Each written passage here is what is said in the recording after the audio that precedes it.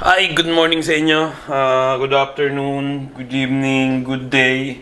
Nasa naman para kayo ng mundo at welcome sa panibagong vlog. Ano nangyari dito? Kaya umaga, laging nag-ano yung kuryente dito, nagsasalta, ano ba tawag doon? Nagba-brown out. Siguro may inaayos lang dito sa building na to. So kaya yung mga appliances namin, binunot namin yung saksak kasi pwedeng masira yan, di ba? Pag buhay, patay. So, umagahan na kami. Wow! Itlogs. Ayan ang umagahan namin. Okay, Mrs. T. Siyempre, sa akin itlog. Ikaw, nag-umagahan ka na? Eh? Nag-umagahan ka na? At, medyo malamig ngayon.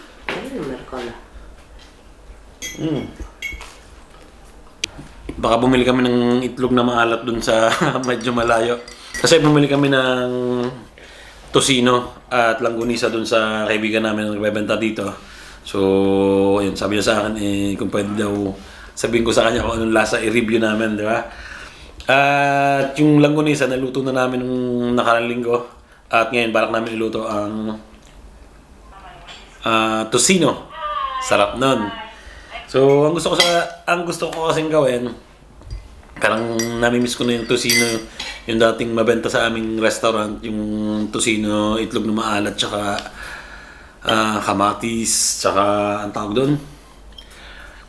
Kanin, sinangag. Tsaka pipino, sinangag, ayun, okay yun. Dapat pa magsain na. Ha? Magsain na. Resign? Okay na kahit ano, kahit white na lang, Malamig na. kahit plain na lang. Bago namin gawin yun, syempre, kain mo na umagahan. Ayan, good morning, Chi. Uy, morning. Manin. Nagtsatsaa si Mrs. Tapos ito yung ginagamit niya. Ano, ba't sa atin na pag...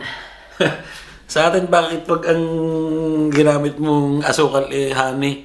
Ano daw? Yan honey. Social daw na. Pero hindi nila alam, mas maganda to dahil kasi to. Kasi walang mga chemical, natural to. Ayun lang, medyo mahal. Ano naman to, 'di ba? Healthy kainin, inumin. Bibis na ako at lalabas ko muna tong si Posty abang si Mrs. ay naglilinis dito sa bahay ng mga kama. Tara, Posty! Makakain pa pala to Kumakain ka pa ba? Hi, nandito na kami ni Posty sa park. Sarap ng panahon. Habang nakikinig ka ng podcast, di ba? Nakikinig ako ng mga podcast na mga motivation. Yan ang hilig kong pakinggan ngayon. Di ba? Siyempre, ang laki naman natutunan ko dyan. Katulad ng, yun nga, yung pagkakaroon ng bahay, di ba? Yun ang isa sa sa parang nakita ko na naging sa epekto sa akin kaya kami nagkaroon ng bahay. Unang-una, syempre kailangan mong maging humble, di ba? Maging humble ka, marami kang makakilala mga tao, marami kang matututunan sa mga tao. So, ayun. At syempre lalayo ka sa negatibong mga tao na imbis na ka, di ba? Na yung tulungan ka, na kargahan ka ng mga positive na mga salita, sasabihan ka pa ng hindi mo kaya. Ayun, mahirap yung mga kaibigan na yun. Iwasan nyo yun. Hoy, day, diyan mo. Tingnan nyo naman ang sa amin, ang epekto. Nagkaroon kami ng bahay. Maganda yung pamilya namin, di ba? Kasi, ayun nga, yung sinabi ko, pag may natutunan ka, share mo siyempre yun sa family mo, sa mga anak mo, kung ano man yung talent mo rin. Yun lang, di ba? Ganun lang ang buhay. Kasi mahirap naman yung hindi mo share yung mga bagay na kung saan ka magaling. Kasi mawawala rin naman tayo. Sabi nga ni hindi ko na matanda kung sino nagsabi doon, na lahat tayo kakainin din naman ng lupa, kaya lahat ng mga nalalaman natin i-share natin sa mga mahal natin sa buhay, di ba? Kaya yung ginagawa ko ngayon, yung anak kong panganay, tinuturuan kong mag-picture. Pero magaling na siya ngayon. Ayun nga yung course niya ngayon na pagbibideo at picture. Ayun naman, success naman yung turo ko sa kanya. Siyempre, ang focus namin ngayon ay si Basti, yung bunso namin, di ba? Kasi bata pa siya, nag-aaral pa siya. Pero magaling na siya sa mga pagbebenta ng ukay, buy and sell, di ba? Maganda yun, maganda yung panimula para sa mga bata. Ay, nako, ang init na. Pawisan na ako sa loob ng aking jacket. Pero sarap maglakad, iikot pa siguro ako ng isa doon. At ano bang maikwento ko sa inyo? Mga natutunan ko sa podcast. Kasi mga pinapakinggan ko, yan si Tito Bry, sina RDR Talks, Chinkitan, tuturuan ka naman yan kung paano magtipid, kung paano mag-budget, yan. Okay na okay yan. Marami ako natututunan ngayon sa pakikinig ng podcast. Ayun na nga yung ginagawa ko ngayon pagigising eh. Imbes na manood ka ng mga chismis at mga away sa Facebook o sa YouTube, ay na pinapanood ko mga nakaka-motivate na na mga tao, di ba? Yan, lumipat kami dito sa loob ng park ng aso. Ayun nga, sa isang kinatutuwa ko pa sa sitwasyon ko ngayon, marami kami mga kaibigan ngayon na mga nakakasama. Pag nakakasama namin, tingnan nyo, parang gusto na nila ring bumili ng bahay. Diba? Ganyan, kumbaga sa akin, ganun maghikayat ng mga kaibigan, diba? Papunta sa maganda. Marami kami mga naging kaibigan dito na nagkaroon na ng bahay. Yung iba, gusto nang bumili ngayon. Diba? So, masarap sa pakiramdam yung mga ganung, kumbaga, yung natutunan mo, kailangan mo i-share din sa mga tao, di ba? At ayun lang, nagiging madrama na ang vlog ko ngayon. Nandito kami sa park ni Posty. Uwi na siguro kami kasi marami na nagawa si Posty ngayon eh. Naka-ihi na siya, naka-pupo na ng madami. At hirap ditong tumambay. Tambayan ng aso. Ang dami kasing nagpupupong aso, hindi man pinupulot. Nagkalat dito, mahirap na, di ba? Maglalakad ka, makakaapak ka ng etchas. Andun si Posty, naghihintay na. Mukhang ayaw niya rin magtakbo-takbo eh. Natanggal na siguro yung stress niya. Tara. Hey. Tara. Good girl. Good girl! Dito na kami sa bahay. Sarap maglakad. Mamayaya si Mrs. mag-ikot-ikot. Wala rin naman din kami gagawin ngayong araw na to. Meron pala, birthday, mamayang hapunan. Ginanto ko yung buhok ko, sabi kasi ni Mrs. Pag nakaganito, mukhang panot na ako dito. Kaya ganito na lang, di ba? Nandito na ako sa bahay. Posty, happy? Ang init. Apri, buksan mo. Go! Buksan mo. Buksan mo. Gagana na ang paa mo. Ayan. Yun, nabuksan mo na. Okay, brava. At andito na kami sa bahay. Posty, happy yan haba ng nilakad niyan. Anong ginagawa ni Mrs.? Nasaan na yun? Eto. Hey! Ana? Lalabas tayo? O gugupitan ko muna pala si Posty. At ayun, pauwi na yung dalawang bata galing sa market. Pinabili namin sila ng itlog na maalat. Tapos itong Butcher's Delight Tocino. Yan sarap niyan. Ayan yung pinaka-tanda ko nung may restaurant pa kami sa Pilipinas eh. Ayan yung pinaka-paboritong bilhin sa amin. Yung umagahan na tocino, tapos itlog na maalat. Tapos pwede mo rin lagyan ng longganisa. At yung pinaka-favorite ko yung bangus. Yung bangus na boneless, tapos itlog na maalat, tsaka kamatis, di ba? Pipino. So, maaga pa naman, alas 11 pa lang. lalagyan ko muna ng pataba yung aming kalamansi. Kasi napansin ko hindi siya nag-ano ngayong taon na to. Nagbulaklak. Nagpunta kami nung mga nakarang buwan. Nagpunta kami dun sa tindahan ng halaman. So binigyan niya ako ng pampataba. Lagyan ko daw nun kasi kailangan daw ng pagkain ng halaman, di ba? Tapos mamaya siguro gugupitan ko si Posti kasi naglilinis pa si Mrs. dito sa terrace. Ayan. Ay, ito yung kalamansi namin, no? Walang kabula-bulaklak. Yung nasa taas nung dun sa second floor, may bunga na yung kanyang lemon. Lagyan ko nito ngayon. Tingnan natin kung effective ba. Ayan. Para siyang patok. Parang patoka ng manok. Kailangan kong ilagay ito sa medyo malalim Kasi pag mababaw, may posibilidad na yung aso namin kainin. Sarap pag may garden yung bahay na malaki, no? Yung garden na malaki, pwede ka magtanim ng mga gulay-gulay. Pero dito hindi pwede. Mababa yung bahay namin Tsaka wala kang garden dito. Terrace lang.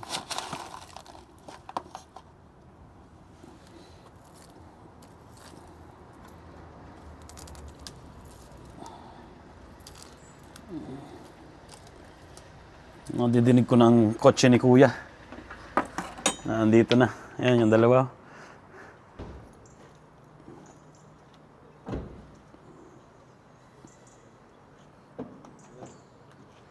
Bakit?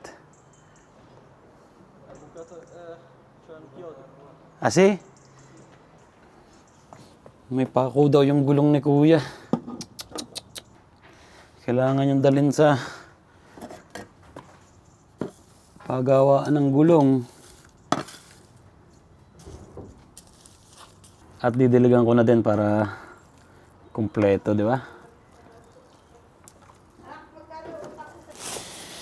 Ayun, gugupitan ko muna tong si Posti. At nangangatal ka. Gugupitan lang naman kita, hindi naman kita anuhin. Hindi naman kita sasaktan, di ba?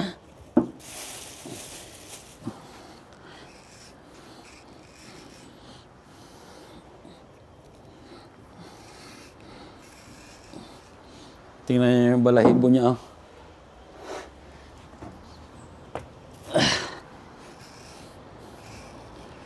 Pag hindi mo kasi nilinis yan, dudumi lang ng dudumi yung aming sopa.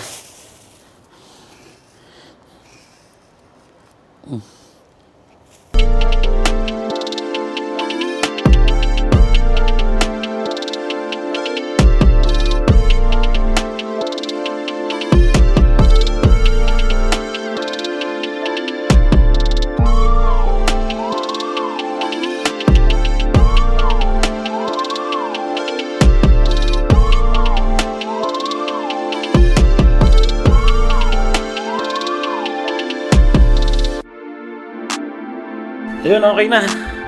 Magupitan ko na ito si Posti. Ayan Ayan siya ngayon Hey! Treats ka. Okay.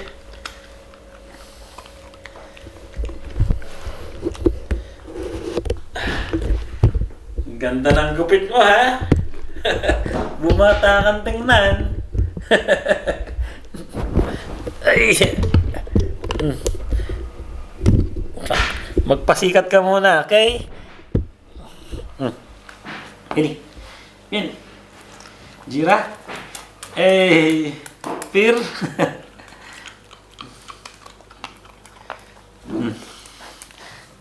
Jira. Ju. Pir. Ju. Opo. Huwag mo kakainin yung pagkain mo na yan, ha? No. Good girl! Okay na, di ba? Malinis siya sang tingnan. Ito yung mga pinutol ko, yung katawan niya, pero yung dito, tinira ko, tsaka yung balbas niya, tinira ko. Mukha na siyang malinis ngayon. Ha? Yan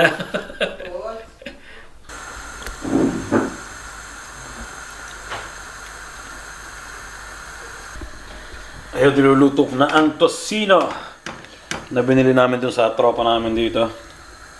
Taga Batangas. Hindi ko alam, taga ano yata, Lemer yata rin yun. Ano, pulang-pula oh. Masarap sa tosino yung ano na, yung parang barbecue yung ano niya, yung texture, di ba? Yung parang transparent. Ibig sabihin malambot. Malambot yung ganun, di ba?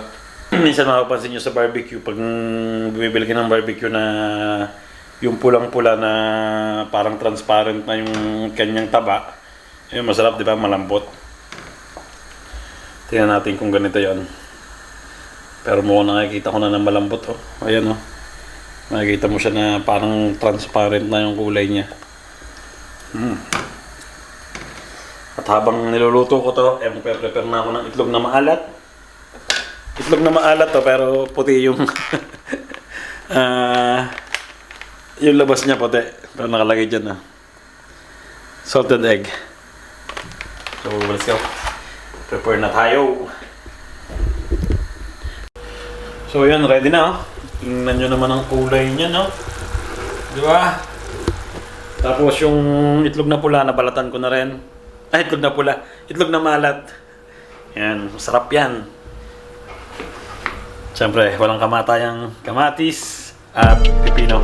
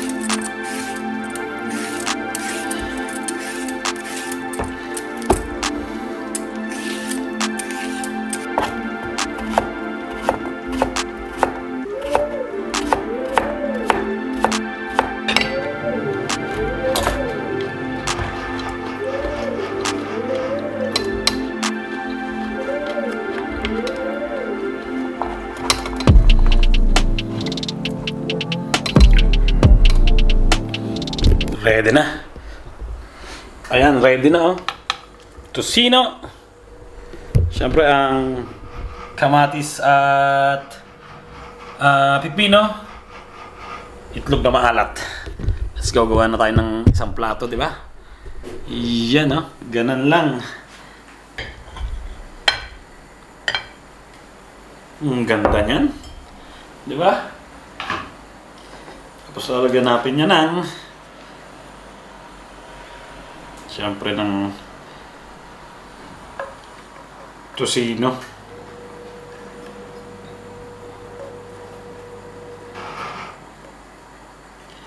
Iyan, di ba? Tapos, siyempre ang itlog na maalat. Ayan. Siyempre kamatis at pepino. Ayan. Kinamay na ni Insan. Kami lang din naman ang kakain. Okay lang. So yan, diba? Siyempre, huwag natin kakalimutan yan. Yung ginamit ko ngayon ay fried onions to. So yun. Diba? Ang sarap niyan, boy. Miss ko yung dating restaurant ni tatay, ng tatay ko. Nagsaserve kami ng ganito, pero yung kanin nilalagyan pa namin ng ng ginisang bagoong sa ibabaw. Yung bagoong na ginisa sa baong at sibuyas, hindi ako nakagawa kaya yun na lang ginawa ko. Ayun na. At ready na ang aming tanghalian special. Yan tosino, itlog na maalat, plain rice, kamatis, tsaka pipino. Siyempre, flex din natin itong ating sabaw. Ang tawag dyan, sinigang na kahapon ba yun? Pero masarap yun, di ba, sabaw? Di ba, pag pupunta ka ng restaurant, siyempre, hihingi ka ng sabaw. Di ba? Kami, meron na. Yan. Ito kay Mrs. Ito kay Bunso. Pero nakatulog yung bunso namin, si Basti. So Siguro pagkagising niya na lang siya kakain. Tapos yung panganay namin nagpunta na sa trabaho niya. At yun, kami dalawa na lang ulit ni Mrs. ang kakain. So, thank you Lord. At ayun, ready na. Di ba? Huwag niyo palang kakalimutang suportahan Butcher's Artisan Meat. Sa tropa yan, sa kay Nico Capuno, taga Batangas din. At, kain na para mapagpahinga. Wow. Sarap. Suabing suabe. Gawa tayong karne. Itlog na maalat. Di ba? Perfect bite. Sarap nyo. Tapos itlog na maalat, parang naglalaban yung tamis ta ang alat ng itlog. Nakakamiss to. Ay, ang sarap na naman ng tulog namin. Kadalasan, dito sa bahay, dito ako natutulog.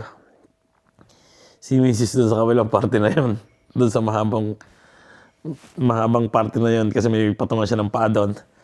So, yun, natutulog kami kanina. Tumawag yung amo niya. Sabi niya sa amo niya, nakalimutan niya daw mag-alarm. May pasok pala. Nagmamadali. Ang hirap pa naman. Ang hirap nun na makakagising mo lang. Tapos nagmamadali ka. Kasi yung mata mo, pag nakakita ng liwanag, magluluha-luha pa yan, di ba? Yun siguro nararamdaman nun. Tapos, invited kami ng hapunan sa birthday dito. So, ayun, nakita nung dalawa ni Basti tsaka ni Marcos, nung anak namin, yung bunso at panganay, na may pako yung gulong ng kotse sa unahan. So, ayun, kala namin di tuloy dahil Saturday ngayon. Wala ka naman pupuntahan dito pag Saturday ng mga maggagawa ng ganan, hindi katulad sa Pilipinas na kahit yata hanggang alas 10 ng gabi o alas 8 mayroong nagagawa ng gulong. Dito kasi puro sarado yan. Pag naplatan ka ng sabi natin ng Sabado ng hapon, sa Lunes mo na magagawa. Kaya akala ko hindi kami tuloy. Pero tuloy pala, naayos din pala. Naayos daw nung kaibigan ni Marcos, nung panganay namin. At ayun, anong oras na? Ayan, mag-aalas 5. Lalabas ko muna siguro tong aso namin. Tapos maliligo at pupunta na kami ng handaan. Kasi nga, nagpapatulong din silang mag-ayos ng yung lugar. So, maaga siguro kami pupunta doon. Pahinga lang ng konti. Kakagising ko lang. Ito na si Mrs. Tanong natin kung bakit siya na late. Nasaan na yun? Nagising ka na rin? Ay, naka! Ang sarap mong himasin Lambot Ano nangyari sa'yo? Hindi na alam. Tinawagan ka na ni Antonio. Ano sabi? Hinihintay ka? Ako raw, tisay sa kaka. Hindi ba nag-alarm ang cellphone mo? Hindi. Paano na isang kotse nun? Nagpalit ng gulong. Pinalitan? Oo, yun nasa likod. Di maliit? Hindi, normal daw. Kala ko naman tinakpan yung butas. Wala yung, walang gumista. Sarado. Kala ko naman tinaklaman yung butas. Pinalitan lang pala. Okay na rin, di ba? Yung nasa likod na. Papaayos na lang yung nasa likod na gulong. Ang Papaayos. si Mirko. Okay na, ligo ka na. At aalis na. Para lalabas ko muna itong si Poste yung aso namin. So ayun, ready na kami. Yan, bis na. Pupunta kami sa birthday. Birthday nung anak ng kaibigan namin. Ito si Bastio. Ito si Mrs. Yan, mga bihis na, di ba? So, ayun, kita-kits na lang tayo dito. Iwanan ko na yung mga camera ko dito. Gagamitin ko na lang yung aking cellphone.